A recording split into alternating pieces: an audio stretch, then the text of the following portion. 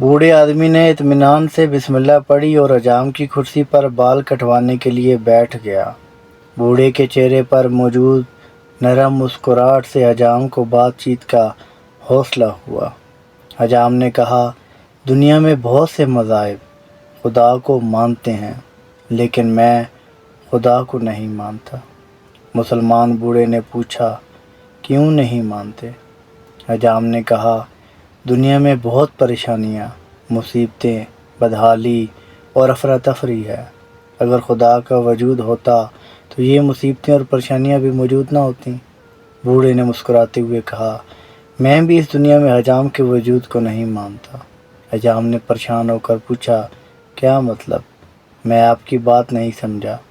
بوڑھے نے حجام کی دکان سے باہر گزرتے ایک گندے اور لمبے بالوں والے شخص کی طرف اشارہ کر کے کہا، کیا تم اس شخص کے لمبے اور گندے بال دیکھ رہے ہو؟ حجام نے کہا، جی ہاں، لیکن اس کا میری بات سے کیا تعلق؟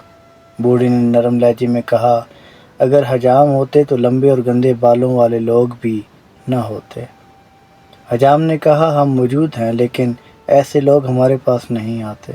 بوڑھے نے مسکراتے ہوئے کہا، بالکل، خدا بھی موجود ہے، لیکن لوگ ہدایت کے لیے خدا کی طرف رجوع نہیں کرتے۔ اگر ویڈیو اچھی لگے تو لائک اور شیئر ضرور کیجیے گا۔ جزاکم اللہ خیر۔ سلام پہنچے۔